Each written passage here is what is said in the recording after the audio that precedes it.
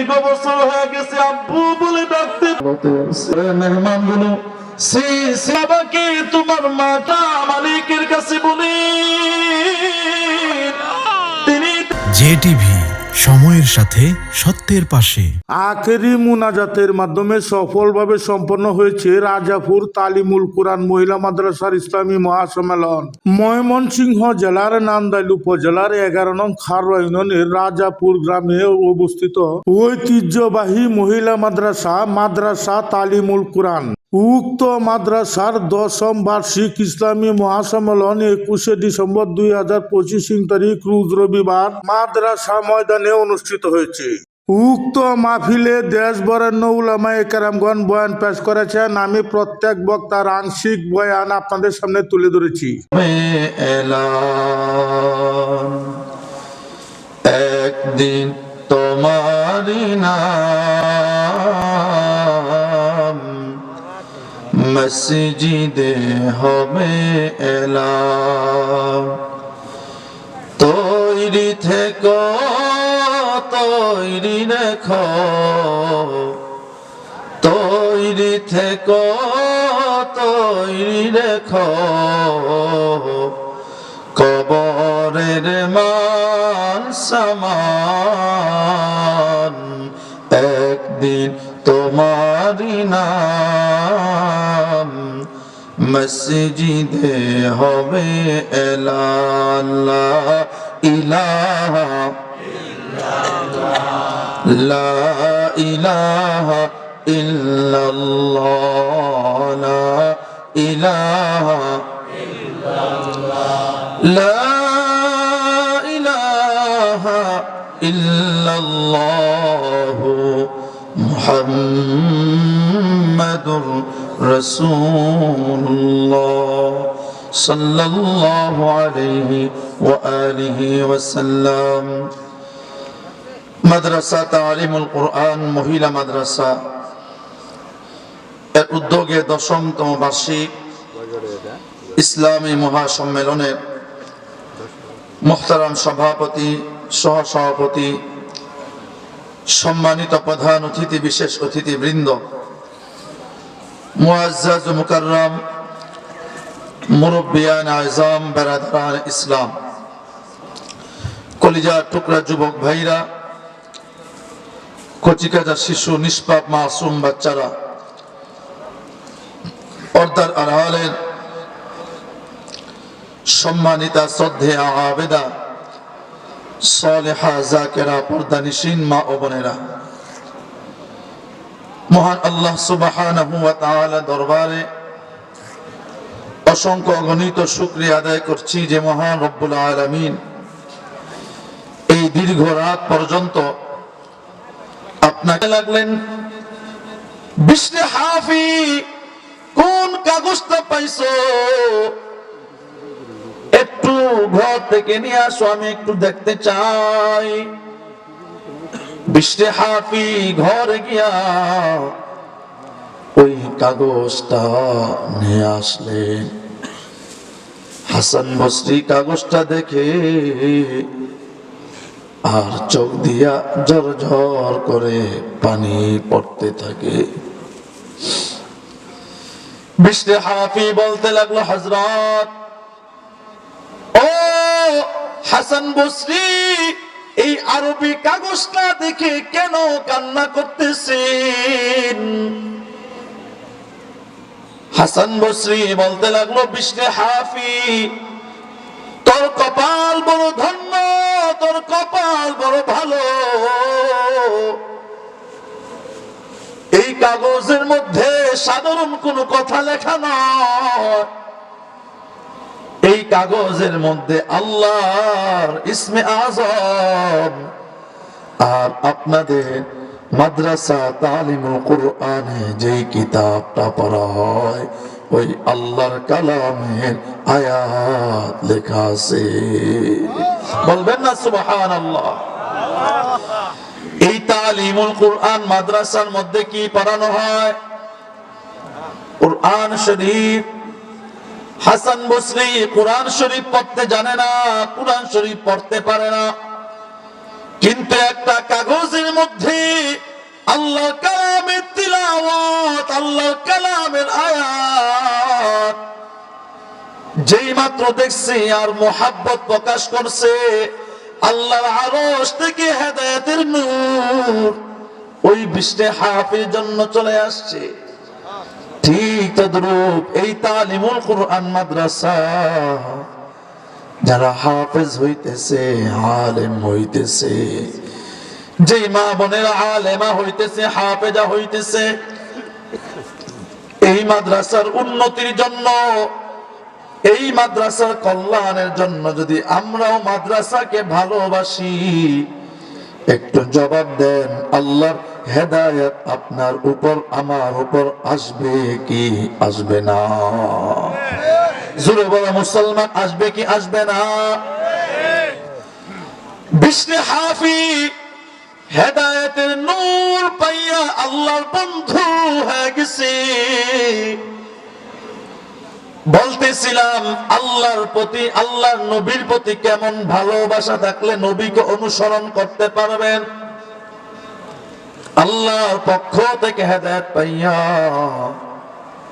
ওই বিষ্ণু হাফি, মূলত তার নাম হলো বাশার, আর হাফি বলা হয় যার পায়ের মধ্যে জুতা থাকে না।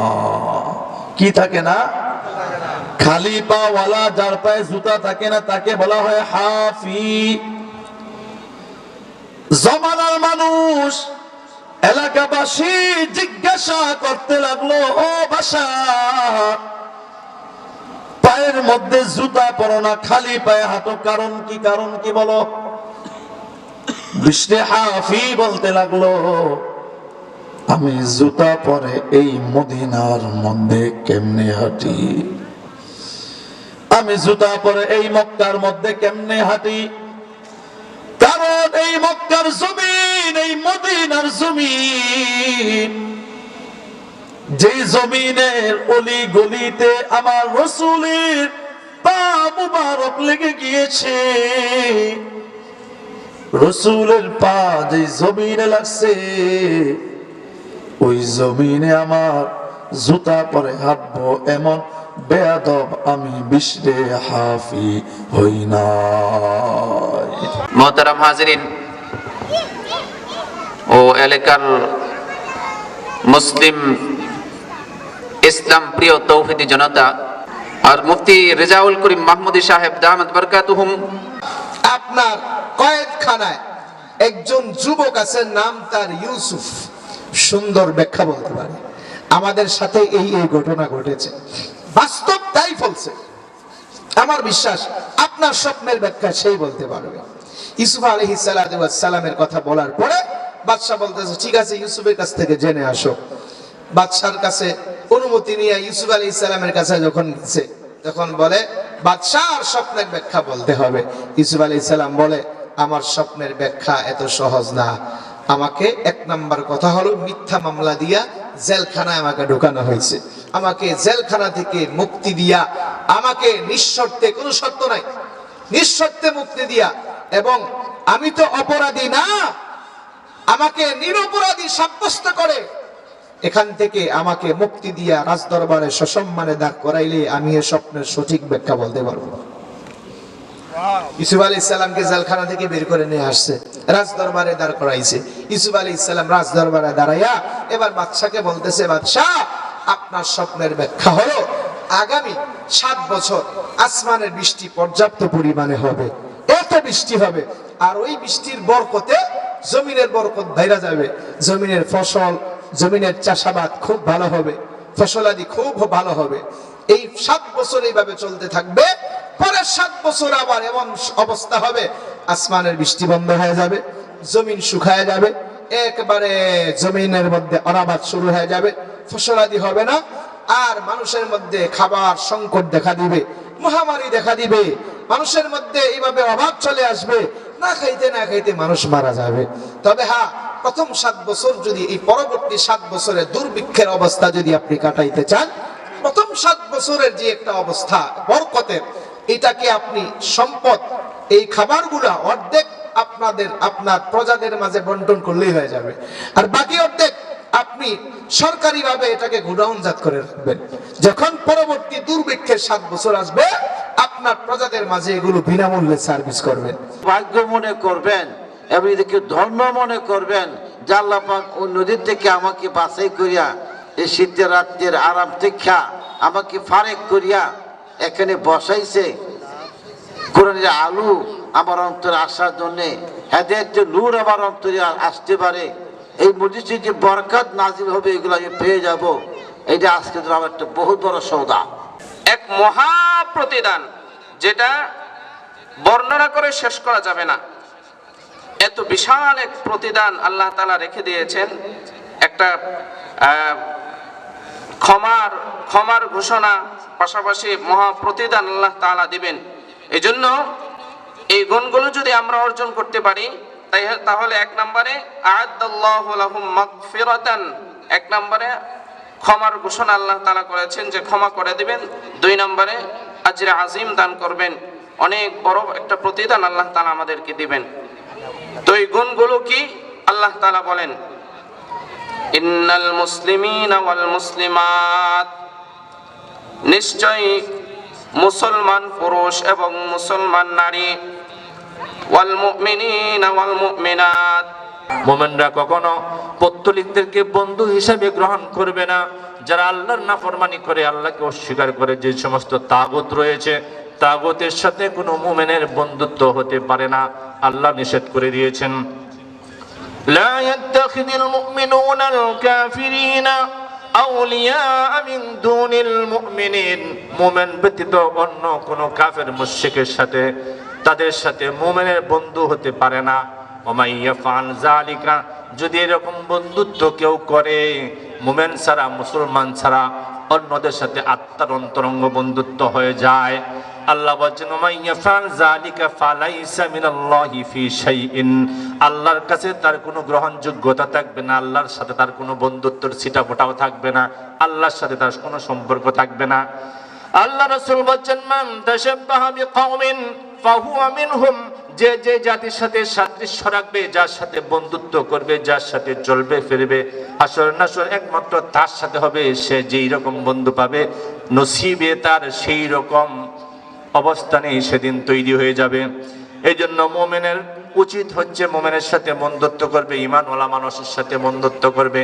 ঈমানওয়ালা মানুষ কিরকম দেখলে বোঝা যাবে, চেহারার মধ্যে তার একটা ভাব আসবে। ঈমানদার মানুষের, কি বলেন, নামাজি মানুষের চেহারা একরকম থাকে, আর নামাজি সারা মানুষের চেহারা কি আরেক রকম থাকে। এটা বুঝতে পারে কে? যে ব্যক্তি ঈমানদার, যার ভিতরে ঈমান রয়েছে, যে নামাজি, সে বুঝতে পারে তার চেহারার মধ্যে কতটুকু নূর রয়েছে, সে বুঝতে পারে, অন্যরা বুঝতে পারে না। আল্লাহ সুবহানাহু ওয়া তাআলা কোরআনে বলেন, মুহাম্মাদুর রাসূলুল্লাহ, মুহাম্মদ সাল্লাল্লাহু আলাইহি ওয়াসাল্লাম আল্লাহর রাসূল, ওয়াল্লাযীনা মাআহু আশিদ্দাউ আলাল কুফফার, তার সাথীরা হচ্ছে এমন, তাদের পরিচয়, আল্লাহ রাসূলের পরিচয়, আল্লাহর সাহাবা আজমাইনদের, রাসূলের সাথীদের, সাহাবা আজমাইনদের পরিচয় এইভাবে তুলে ধরেছেন আল্লাহ তাআলা। ওয়াল্লাযীনা মাআহু আশিদ্দাউ আলাল কুফফার, কাফেরদের ব্যাপারে তারা অত্যন্ত কঠোর, অমুসলিমদের ব্যাপারে অত্যন্ত কঠোর, মুশরিকদের ব্যাপারে অত্যন্ত কঠোর। রুহামাউ বাইনাহুম, তাদের ভাইদের ব্যাপারে, মুসলমানের ব্যাপারে, ইমানদারের ব্যাপারে রহম দিলওয়ালা। তারা একে অপরের বন্ধু, একে অপরের ভাই, তাদের সাথে কোনো ঝগড়া নাই, তারা একসাথে হলে মিলেমিশে যায়, যত ভুল ত্রুটি হয় একজন আরেকজনকে ক্ষমা করে দেয়, মিলেমিশে থাকে। রুহামাউ বাইনাহুম, তাদের মধ্যে অন্তরঙ্গ হয়, মুসলমানের ভালোবাসা হয়। তারাহুম, তাদেরকে তুমি দেখতে পাবে, রুকআন সুজদান ইয়াবতাগুনা, রুকু অবস্থায়, সিজদা অবস্থায়, ইয়াবতাগুনা ফাদলাম, অন্বেষণ করে, আল্লাহর অনুগ্রহ অন্বেষণ করে, মিনাল্লাহি ওয়া রিদওয়ানা, এবং আল্লাহর সন্তুষ্টি তারা অর্জনে সবসময় ব্যস্ত থাকে। আল্লাহ কি করলে খুশি হবে, কি করলে আল্লাহ রাজি খুশি হবে, কি করলে দুনিয়াতে মুক্তি মিলবে, পরকালে মুক্তি মিলবে, এটা সবসময় তালাশ করতে থাকে। এরা হচ্ছে ঈমানদার মানুষ, সাহাবা আজমাইন। সীমাহুম ফি ওয়ুজুহিহিম মিন আসারিস সুজুদ, আল্লাহ সুবহানাহু ওয়া তাআলা বলেন সীমাহুম ফি ওয়াজুহিম, তাদের চেহারার মধ্যে একটা চিহ্ন থাকবে, নিদর্শন থাকবে। কিসের নিদর্শন থাকবে? ওয়াজুহিম মিন আসারিস সুজুদ, সিজদার একটা নিদর্শন থাকবে, আল্লাহ ভক্তির একটা নিদর্শন তাদের চেহারার মধ্যে থাকবে, দেখতে পাওয়া যাবে। নামাজি মানুষের চেহারার মধ্যে আল্লাহ বলছেন চিহ্ন থাকবে, দেখতে পাওয়া যাবে সে নামাজি, সে ইমানদার, সে আল্লাহ ভীরু, আল্লাহর অত্যন্ত প্রিয় বান্দা, তার চেহারার মধ্যে ফুটে উঠবে। ইখতিলাফিল লাইলি ওয়ান নাহারি লাআয়াতিন লিউলিল আলবাব ইন্না ফি খালকিস সামাওয়াতি ওয়াল আরদ, আমি আল্লাহ যে আসমান এবং জমিন সৃষ্টি করেছি। ওয়াখতিলাফিল লাইলি ওয়ান নাহার, রাত্র আসতেছে, দিন যাইতেছে, রাত্র এবং দিনের যে পরিবর্তন, আসমান এবং জমিনের সৃষ্টি এবং রাত্র এবং দিনের মধ্যে যে পরিবর্তন, এই পরিবর্তনের মধ্যে অনেক নিদর্শন আছে। অনেক কি আছে? নিদর্শন। কাদের জন্য নিদর্শন? আমরা যেমন আকাশ দেখে আল্লাহ তাআলাকে চিনি, আকাশ দেখে আল্লাহ তাআলার হাজারো সৃষ্টি গুণ দেখে অনেক কপাল ভরা আল্লাহ তাআলাকে চিনে না। সবার জন্য নিদর্শন না। এই আয়াতে আল্লাহ বলতেছেন আসমান জমিন এবং রাত এবং দিনের পরিবর্তনের মধ্যে লাআয়াতিন, অনেক নিদর্শন আছে। এই সমস্ত নিদর্শন মানে আলামত, এই সমস্ত নিদর্শন দেখে আল্লাহ তাআলাকে চিনতে পারে সবাই পারে না, কিছু সংখ্যক লোক পারে। তারা কারা? লিউলিল আলবাব, যারা জ্ঞানী মানুষ। ইন্নাল্লাহা মা'আস সাবিরিন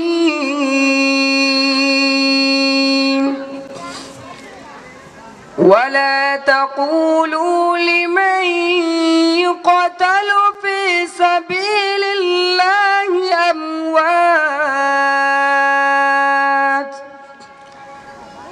বাল আহইয়াউ ওয়ালাকিন লা তাশউরুন। ছিলে নবীর মুখের আলো, তাই তো তোমার আলো আমার লাগে এত ভালো, লাগে এত ভালো।